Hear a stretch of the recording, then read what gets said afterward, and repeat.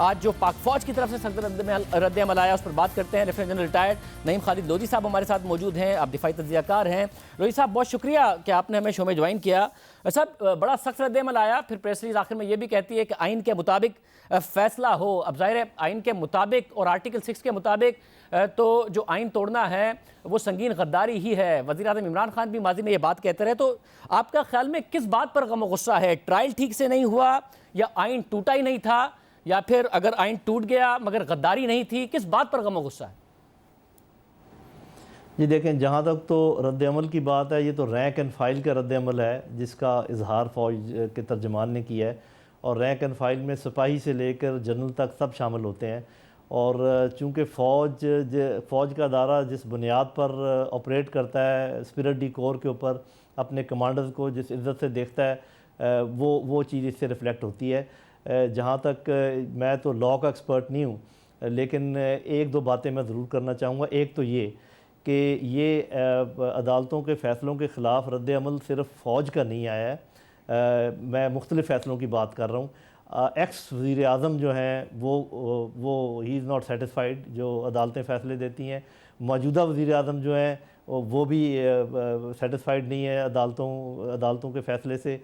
ऊपर से लेके जो सदर हैं, एक्स प्रेसिडेंट, वो भी कोई ज़्यादा इसको नहीं समझते कि अदालतें सही काम कर रही हैं। नीचे मज़दूर और हर कोई ये समझता है कि ये निज़ाम जो हमारा ठीक नहीं। तो मेरा ख़्याल है कि जो अदालती निज़ाम के करता धरता हैं उनको सोचना चाहिए कि आखिर इस कदर मुखालफत पूरे माशरे में जो है, और सिर्फ फ़ौज की तरफ से नहीं है, हमारे अदालती निज़ाम के ऊपर इसको कैसे दुरुस्त किया जाए। इसका पैमाना क्या है? क्योंकि मौजूदा वज़ीर आज़म बहुत अरसे पहले तक बहुत तारीफ़ करते रहे हैं। जब नवाज शरीफ के खिलाफ फैसले आए, इन्हीं जजेस की बहुत ज़्यादा तारीफ़ करते रहे हैं। तो ये एग्जैक्टली जो दो केसेस हैं, एक जो बाजवा साहब की तौसी का मामला है, और एक इन दो के बाद आप कह रहे हैं कि बहुत ज़्यादा रद्द-ए-अमल पाया जाता है और अदालतों को सोचना चाहिए।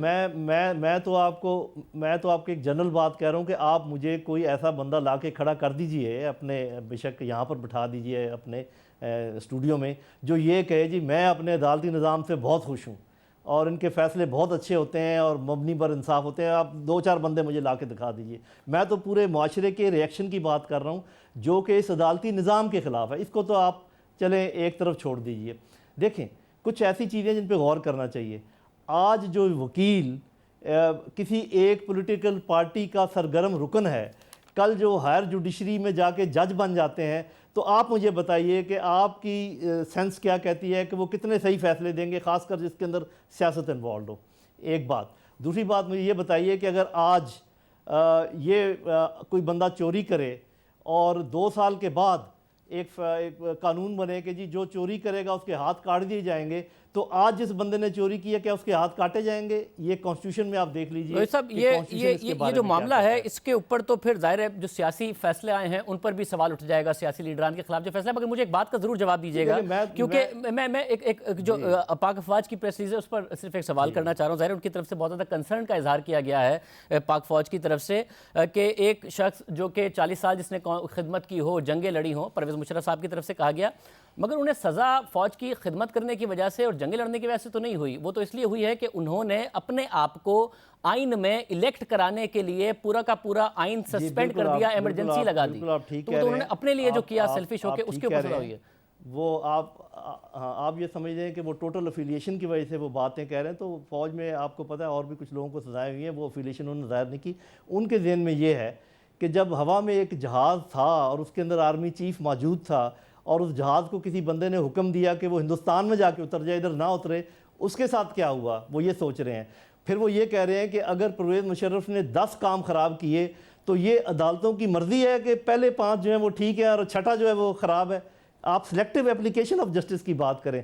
फिर ये कि एक ग्रुप ने फैसला किया, उसमें से आप एक बंदे को उठा लेते हैं कि तुम तो आओ ना इधर, तो बाकी हुआ हम देख लेंगे बाद में। क्या आपने वज़ीर आज़म को बुलाया? उनसे आपने गवाही ली? क्या आपने उस वक्त के वज़ीर कानून की गवाही ली? क्या उनको बुला के पूछा कि ये सारा मामला क्या था? तो मेरे भाई उनको नजर आ रहा है, पूरी दुनिया को नजर आ रहा है, पूरे पाकिस्तान को नजर आ रहा है सिलेक्टिव एप्लीकेशन ऑफ जस्टिस। उनके खिलाफ जब उनका तख्ता उल्टा गया, उन्होंने ट्रायल का सामना किया, उसके बाद उन्हें उम्र कैद की सजा हुई, फिर वो जिला वतन हुए, फिर वो वापस आए, फिर सामना हुआ, फिर वो केस खत्म हुआ। और जहां तक आप बात कर रहे हैं इस केस की, तो आप ये कह रहे हैं कि परवेज मुशर्रफ को सजा दे दें, मगर बाकी 4-5 जो साथ थे उस वक्त के वजीर आजम शौकत अजीज, उनको भी सजा दे दें। मुद्दा यह है या ये कि परवेज मुशर्रफ को भी सजा ना दें, उसके ऊपर गम गुस्सा है, या गम गुस्सा इस बात पर है कि बाकियों को भी दें? वो सेलेक्टिव एप्लीकेशन ऑफ जस्टिस, और नज़र आ रही है सिलेक्टिव, ठीक है। और ये कि फिर कुछ चीज़ों पर सज़ा हो और कुछ पर ना हो। आप मुझे ये बताइए कि ठीक है, मैं मानता हूँ कि इनिशियली सुप्रीम कोर्ट ने कहा जी परवेज़ मुशर्रफ को 3 साल के लिए इजाज़त है। अब ये आइन में मुझे दिखा दीजिए कि वो जो सुप्रीम कोर्ट के जजेस थे जिन्होंने कहा कि 3 साल के लिए, वो आइन के किस शिक के तहत था, उनको लाएँ ना ज़रा, उनको भी सज़ाएँ दें। तो ये साफ नज़र आ रहा है मेरे भाई, इसमें कोई ढकी छुपी बात नहीं। आप इसको छुपाने की जितनी भी कोशिश करें आप नाकाम हो जाएंगे कि ये सिलेक्टिव एप्लीकेशन ऑफ जस्टिस है और अपनी मर्जी की है, और इस तरीके से ये निज़ाम नहीं चल सकता। आप ये कह रहे हैं सिलेक्टिव है, एक तो जो प्रिंसिपल अक्यूज अदालत का उसमें भी फैसला था, मगर आप ये कह रहे हैं कि बाकियों को भी सजा दे दें तो फिर गम गुस्सा नहीं पाया जाएगा, फिर 40 साल की सर्विस परवेज मुशर्रफ की और जंग लड़ना वो फिर वो नहीं यकीनन, हाँ यकीनन कम हो जाएगा, यकीनन कम हो जाएगा, होगा तो ज़रूर, दुख तो ज़रूर होगा, लेकिन शायद ऐसा रिएक्शन फिर ना आता।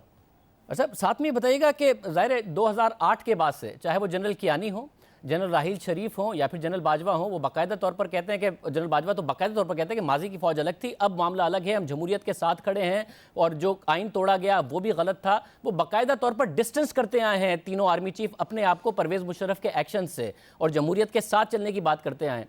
जब एक्शन से और उनके तमाम इकदाम से अपने आप को डिस्टेंस करते हैं, तो जो परवेज़ मुशर्रफ के खिलाफ फैसला आता है फिर उस पर क्यों हसासियत है, उसकी वजह से उसका ये डिफेंस क्यों आ रहा है? देखें, इतना डिस्टेंस उन्होंने कभी नहीं किया। वो ये ज़रूर कहते हैं कि फ़ौज में फ़र्क है, और वो फ़र्क साफ ज़ाहिर है कि अभी फ़ौज अपने जज्बात का इजहार बातचीत से कर रही है।